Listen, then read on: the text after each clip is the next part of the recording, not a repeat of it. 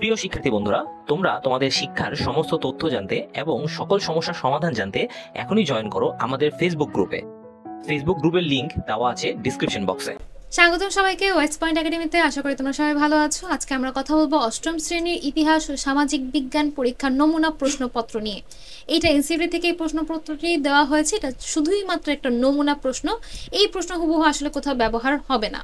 আচ্ছা, প্রশ্নটা কিরকম হবে আমরা আসলে এটাই দেখবো যে সামষ্টিক পরীক্ষা বা বার্ষিক পরীক্ষা তোমরা অংশগ্রহণের পূর্বে একটু দেখে নাও প্রশ্নের ধরনটা কিরকম।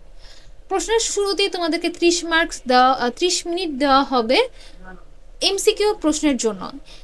এমসিকিউ পার্টে তোমাদের শুরুতে 15টি এমসিকিউ থাকবে যার মান হচ্ছে 15। আমি এখানে প্রশ্নগুলো পড়ছি না, তোমরা একবার দেখে নিলেই বুঝতে পারবে। পজ দিয়ে তোমরা একটু প্রশ্নগুলো পড়ে নিতে পারো। এখানে এরকম 15টি এমসিকিউ প্রশ্ন তোমাদেরকে উত্তর দিতে হবে। এই এমসিকিউগুলোর সাথে আসলে তোমরা পরিচিত, এমসিকিউ প্রশ্নগুলো কিরকম হয়ে থাকে। সেক্ষেত্রে তোমাদের হয়তো নতুন লাগতে পারে এই ধরনের প্রশ্নটা, যেখানে একটা ছকের উপর নির্ভর করে যে কোনো একটা বা দুটি প্রশ্নের উত্তর দিতে হবে। যেমন দেখো এখানে একটা ছক দেওয়া রয়েছে, এই ছকের উপর নির্ভর করে 11 ও 12 নম্বর প্রশ্নের উত্তর তোমাদেরকে দিতে বলেছে।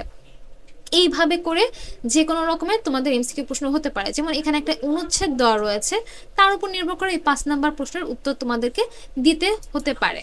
তো এইরকম প্রশ্নও কিন্তু তোমাদের এবার এমসিকিউ প্রশ্নে থাকবে। এটার সাথে হয়তোবা তোমাদের পরিচয় নেই, এটা তোমাদের জন্য কিছুটা নতুন হতে পারে। তাহলে এই গেল প্রথম 15টা এমসিকিউ প্রশ্ন। তারপর তোমাদেরকে এক কথায় উত্তর দিতে হবে 10টির মান 1 করে, সর্বমোট মান হচ্ছে 10। এই 10টি প্রশ্ন তোমাদের সিলেবাসের ভিতর থেকেই থাকবে। তাহলে এখানে 10টি এবং এমসিকিউ 15টি মিলে সর্বমোট 25 মার্কের প্রশ্নের উত্তর দিবে প্রথম 30 মিনিটে। এমসিকিউ পার্ট শেষ হয়ে যাওয়ার পর রচনামূলক অংশে বা লিখিত অংশের শুরুতেই তোমাদেরকে সংক্ষিপ্ত 10টি প্রশ্ন দেওয়া থাকবে এবং 10টির মধ্যে 10টি উত্তরই তোমাদেরকে দিতে হবে। প্রতিটির মান হচ্ছে 2 করে, 10 দুগুণে 20। এগুলো তোমাদের সিলেবাসের মধ্য থেকেই করা হবে। রচনামূলক অংশের প্রথম বিভাগে প্রেক্ষাপট বিহীনে 3টি প্রশ্ন দেওয়া থাকবে সরাসরি বই থেকে। প্রতিটির মান হচ্ছে 5 করে, 3 5 15।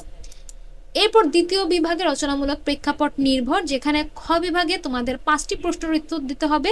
প্রতিটি প্রশ্নের মান হচ্ছে 8। এই 5টি প্রশ্নের মধ্যে এই 8 মানের মধ্যে তোমাদেরকে 2 ভাগে প্রশ্ন ভাগ করা হয়েছে। প্রথম ক এর মান হচ্ছে 3, খ এর মান হচ্ছে 5। 5 আর 3 মিলে 8 হচ্ছে প্রতিটা প্রশ্নের মান দাঁড়াচ্ছে।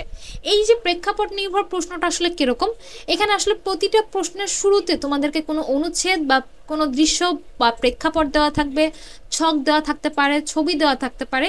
তার উপর ভিত্তি করে তোমাদেরকে 2টি করে প্রশ্নের উত্তর দিতে হবে। ঠিক আছে, এখানে দেখো প্রথম প্রশ্নে 2টা প্রেক্ষাপট দেওয়া রয়েছে। সেই প্রেক্ষাপটের উপর ভিত্তি করে ক এবং খ প্রশ্নের উত্তর দিতে হবে। ক এর মান 3, খ এর মান 5। 2 নাম্বার প্রশ্নটাও ঠিক একই রকম। 3 নাম্বারে দেখো 2টা ছক রয়েছে, এই 2টা ছকের উপর ভিত্তি করে ক এর মান 3, খ এর মান 5। 2টি প্রশ্নের উত্তর দিতে হবে, সর্বমোট 8। এইভাবে করে তোমাদের প্রেক্ষাপট নির্ভর রচনামূলক প্রশ্নগুলো হবে। আমি এখানে প্রশ্নগুলো পড়ছি না, তোমরা ভিডিওটা পজ দিয়ে প্রশ্নগুলো পড়ে বুঝে নিতে পারো। এইটা হচ্ছে এই তোমাদের বার্ষিক পরীক্ষার নমুনা প্রশ্ন। শুরু থেকে যদি একটু সামারি করতে চাই, পরীক্ষার শুরুতে প্রথম 30 মিনিটে তোমাদেরকে এমসিকিউ পার্ট শেষ করতে হবে। এখানে থাকবে টোটাল 15টা এমসিকিউ এবং 10টি সংক্ষিপ্ত প্রশ্ন। 10 এবং 15 মিলে 25 মার্কের সময় থাকবে 30। পরবর্তীতে লিখিত প্রশ্নের শুরুতে তোমাদের 10টি সংক্ষিপ্ত প্রশ্ন থাকবে যার মান হচ্ছে 2 করে, 10 দুগুণে 20। রচনামূলক প্রশ্নের ক্ষেত্রে ক বিভাগে 3টি প্রশ্ন থাকবে যার মান হচ্ছে 5 করে, 5 3 5 15। খ বিভাগে তোমাদের 5টি প্রশ্নের উত্তর দিতে হবে। প্রতিটি প্রশ্নের মান হচ্ছে 8 করে, পূর্ণ মান 40, 5 8 40। এই 8 মার্কের প্রশ্নের মধ্যে আবার 2টি ভাগ রয়েছে। প্রথম প্রশ্নের মান হচ্ছে 3, দ্বিতীয় প্রশ্নের মান হচ্ছে 5। এই প্রশ্নগুলো বিভিন্ন প্রেক্ষাপট, দৃশ্যপট, ছবি, ছক বা অনুচ্ছেদের উপর ভিত্তি করে হবে।